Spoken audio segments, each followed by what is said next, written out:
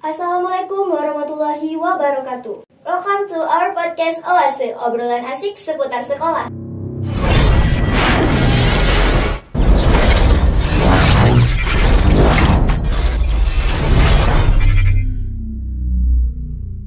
Wah, udah nggak kerasa nih ya, kita sudah berada di bulan Mei ini. Nah, di bulan Mei ini kita biasanya memperingati Hari Pendidikan Nasional yang jatuh pada tanggal 2. Jadi, topik obrolan di podcast kali ini nggak akan jauh-jauh nih dari tema pendidikan nasional.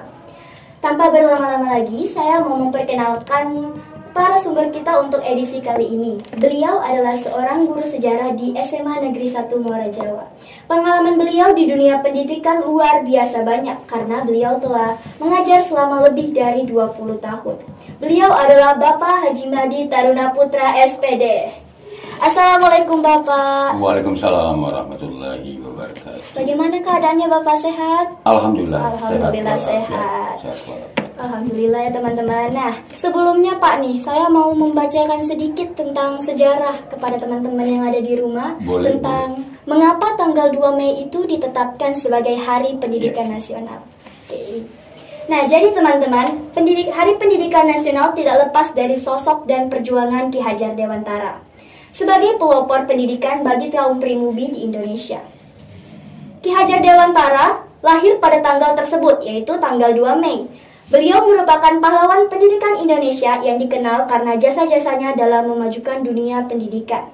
Perjalanan Ki Hajar Dewantara dalam membangun pendidikan Indonesia ditandai dengan didirikannya perguruan taman siswa yang diperuntukkan untuk para pribumi untuk menempuh pendidikan mereka. Hal tersebut dikarenakan pada masa itu pendidikan hanya dapat dirasakan oleh orang-orang yang terpandang dan asli Belanda saja. Benar Pak, sejarah yang tadi saya bacakan itu? Benar sekali. Benar. Beliau adalah pelopor pendidik di Indonesia dan mendirikan sebuah sekolah untuk kepentingan anak-anak pribumi di Indonesia. Iya. Karena dulu nggak bisa ya kita sekolah ya, kaum kita pribumi nggak bisa sekolah. Ya, karena ada diskriminasi ya, perbedaan hak hidup. Jadi yang mereka bisa sekolah hanya orang-orang keturunan bangsawan.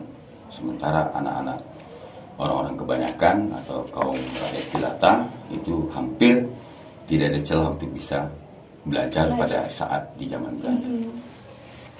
Berarti sekarang alhamdulillah ya kita bisa belajar. Kita bisa belajar dengan tenang tanpa pandang-pandang bulu ya Pak. Iya.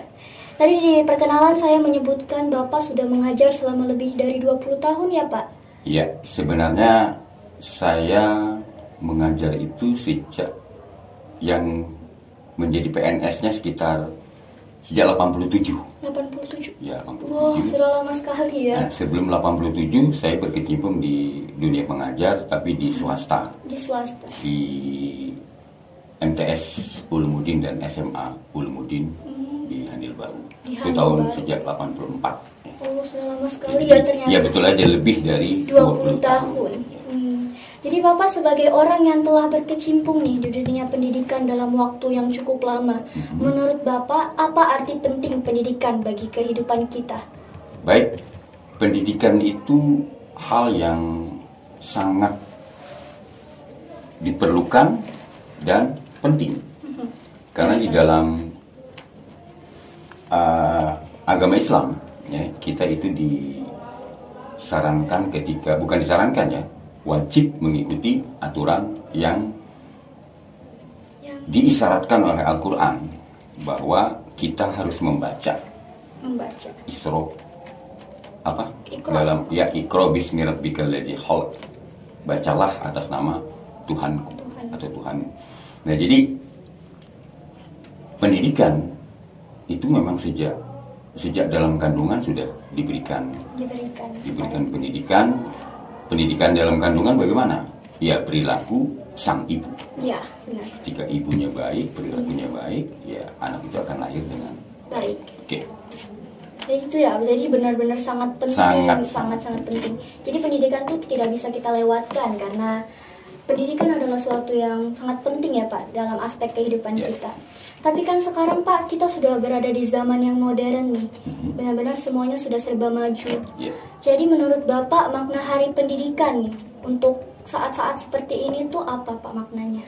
Baik, Hari pendidikan itu kan hanya untuk menentukan, tadi kan sudah disebutkan, Hari Pendidikan Nasional di Indonesia itu pada tanggal 2 Mei. Ya, itu kan untuk simboliknya.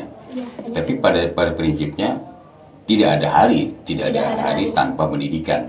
Setiap hari kita itu melakukan hal-hal yang bermakna untuk diri kita dan untuk diri orang lain lewat pendidikan. Ya benar. Ya, pendidikan itu kan ada yang formal, ada yang non formal. Yang formal yang seperti dilakukan di sekolah-sekolah baik SD, SMP, SMA sampai ke perguruan tinggi. Ditambah lagi dengan yang kursus-kursus. Tapi yang bukan formal kan banyak. Kita bisa membaca lingkungan hidup kita, kita membaca kehidupan kita sehari, itu kan juga pendidikan. Dengan pengalaman itu kita mendapatkan pendidikan yang lebih baik ya, untuk memaknai kehidupan ini lewat pendidikan. Tapi Pak, kalau kita lihat ke beberapa tahun belakangan ini ya, kan ada tuh ya pandemi virus corona nih. Sehingga kita tuh harus belajar sendiri dari rumah, walaupun ada bimbingan guru ya secara online tapi. Nah, lalu kemudian setelah beberapa tahun pandeminya mulai mereda, kita juga mulai sekolah kembali melakukan tatap muka, namun secara terbatas dengan adanya sesi-sesi ya. Nah, kalau sekarang kita sudah mulai masuk ke pelajaran tatap muka secara 100% nih Pak.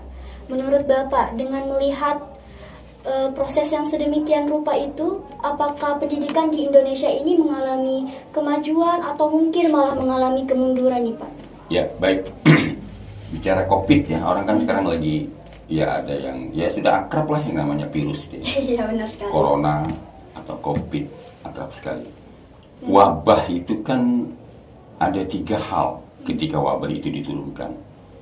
Pertama, wabah itu diturunkan untuk menguji umat manusia. Diuji umat manusia dengan wabah.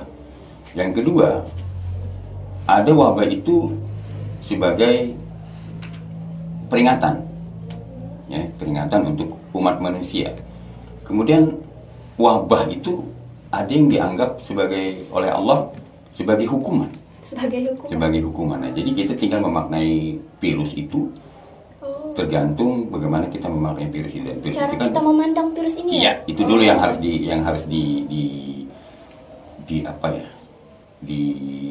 supaya lurus pandangannya. Jadi ketika jangan kalut ya. Jangan kalut. Santai aja. Ya, dengan virus ini, karena ketika kita kalut atau kita takut, itu kan imun kita turun. Benar sekali. Imun kita turun. Nah, melihat keadaan sekarang dengan yang disebutkan tadi, kita anak-anak sekarang menghadapi tantangan yang luar biasa ya.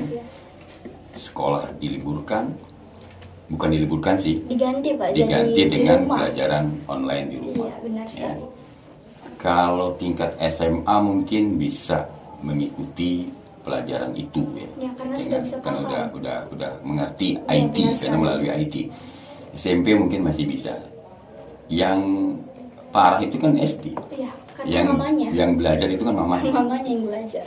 Nah itu, makanya nilainya tinggi-tinggi. Ya belum tentu murni. Kita nggak tahu siapa yang mengerjakan ya. Itu. Nah jadi memaknai itu ketika virus itu terjadi dan kita harus dirumahkan, kalau kita tidak kuat ya survive, strength atau tidak kuat menghadapi itu, kita hancur. Kita kalah. Ya, ketika kita kalah, kolap. Ya, kita kolap. Apalagi terpengaruh dengan isu-isu yang membuat imun kita makin turun. Jadi saya rasa bagi termasuk Anda itu merasakan dirumahkan dengan belajar online, kemudian masuk lagi tapi dengan terbatas, baru masuk sedang mencoba kita untuk melakukan tatap muka langsung. Nah ini perubahan seperti itu kan makin membuat kita makin menuju ke kedewasaan. Ya, untuk tantangan itu yang kita hadapi adalah bagaimana hidup itu dibuat santai tetapi serius. Santai tapi serius. Ya. Jadi maju atau mundur nih menurut Bapak? Majunya ada. Ada progresnya, ada. Progresnya apa? progresnya. Yang tadinya anak yang nggak ngerti Zoom, jadi tahu sesuatu Zoom. yang online ya. Karena online, ya. Iya. Yang tadinya nggak pernah Nyentuh internet untuk internet, mau tidak mau harus belajar. harus belajar. Nah, itu kemajuannya di situ. Jadi mereka lalu mahir atau menguasai di bidang IT, ya. benar sekali. Tapi yang kemundurannya itu belajarnya malas. Benar Pak, karena di rumah. Ya karena di rumah, ya di rumah itu kan jadi banyak hal yang membuat orang jadi bisa malas. Jadi tinggal bagaimana kita memaknai keadaan yang seperti ini. Ketika kita mau maju, ya kita harus belajar. Ketika kita tidak belajar, tidak mengikuti atau tidak mengikuti, ya mundur. Tapi pada umumnya dengan keadaan pandemi saat ini, dunia pendidikan itu mundur. Itu otomatis itu. Sangat berdampak ya. Jadi yang stres itu kan bukan muridnya aja. Gurunya juga. Kan guru tidak semua pandai di IT. Ada juga guru yang gatek, megang mouse aja loncat-loncat. Ada aja guru yang begitu. Akhirnya tidak pernah online. Jadi muridnya yang juga yang kesusahan. Iya, muridnya yang susah. Nah, kalau gitu Pak, kami nih sebagai generasi milenial, karena ada pandemi kan jadi susah ya Pak untuk belajar. Ini itu jadinya susah karena kebiasaan di rumah, jadi kebiasaan online. Terus juga peluang untuk meningkatkan kompetensi diri kita juga jadi susah nih karena banyaknya persaingan dan kitanya yang belum siap nih. Jadi menurut Bapak apa yang dapat kami lakukan sebagai generasi milenial agar harapan dari tujuan pendidikan itu dapat kita capai, dapat tercapai? Iya. Baik, generasi milenial itu kan generasi yang serba canggih ya. Iya benar. Serba yang berhubungan dengan IT. Milenial itu sendiri, orang milenial itu orang yang mampu memberikan manfaat untuk orang lain di sekitarnya. Ya, itu milenial. Ya. Milenial bukan itu yang positif ya. Arti milenial itu seperti itu. Artinya kata orang Indonesia itu mutakhir lah ya. Mutakhir. Nah, orang mutakhir. Nah, menghadapi keadaan seperti saat ini, ya, kalau kita berpikir positif dan memanfaatkan IT, ya, IT yang ada, kita bisa maju kok. Kita bisa maju. Sekarang tuh apa yang tidak bisa dibuat dengan sosial media? Iya, benar. Apa yang tidak bisa dibuat ya? Ketika Anda mau harus, misalnya Anda punya talent jadi penyanyi, kenapa tidak harus dilakukan? Paling tidak mengcover dulu, baru cover lagu dulu. Iya, benar. Tapi ya yang bagusnya itu ya mengcover lagu ya izin kepada sang pencipta, juga kepada yang mempopulerkan. Tapi yang utama itu kepada penciptanya supaya tidak dituntut orang. Nah itu satu ya. Artinya sebenarnya tidak ada kendala. Tinggal bagaimana kreativitas kita menghadapi situasi yang saat ini, dan fasilitas udah lengkap semua. Ya, sudah tersedia semua. Lewat HP Android biasa aja kita sudah bisa mengupload hal-hal yang terjadi di sekitar kita. Benar. Kemudian bikin apa istilahnya sekarang itu? Vlog ya? Apa Pak? Jadi blogger gitu kan? Jadi YouTuber. Oh, YouTuber. Ya. Bapak aja lah punya channel YouTube. Wah, jangan lupa di-subscribe. Jangan lupa di-subscribe ya, alumni SMA Muara Jawa. Nama channel Bapak itu Asera 99. Asera 99. Ya, Asera 99. Jadi Asera. Angkanya 99. Ya, promosi ya lewat SMA Negeri 1. Makanya promosi. Cepat tahu, bagus ya. Nah itu, jadi apa saja bisa kita lakukan sekarang ya? Tidak ada. Bisa lewat YouTube. Lewat YouTube apa yang nggak bisa? Semuanya sudah tersedia di YouTube. Pandai masak, bikin menu masakan. Upload. Ketika apa yang kita lakukan itu orang senang, subscribe-nya banyak, jadi duit. Menghasilkan. Jadi jangan takut ya, jangan takut di zaman sekarang ini. Jangan takut. Asal Anda berpikir positif dan kreatif. Okay. Jadi kita harus yakin dulu ya. Itu yang utama, yakin. Yakin pada diri sendiri. Yakin pada diri sendiri. Lakukan. Dengan pengalaman itu kita mendapatkan sesuatu yang baik. Kalau dari Bapak pribadi nih, harapan Bapak sebagai seorang pendidik kepada kami para generasi muda penerus bangsa, juga harapan Bapak kepada dunia pendidikan di Indonesia pada saat ini dan mungkin ke depannya apa Pak? Baik, kalau harapan itu ya, bagi saya sebagai seorang pendidik itu wow, harapannya banyak sekali. Mengharapkan anak-anak itu menjadi orang yang utuh, sebagai manusia yang mampu membaca lingkungannya. Dengan membaca lingkungan, ya tadi membaca itu kan pendidikan.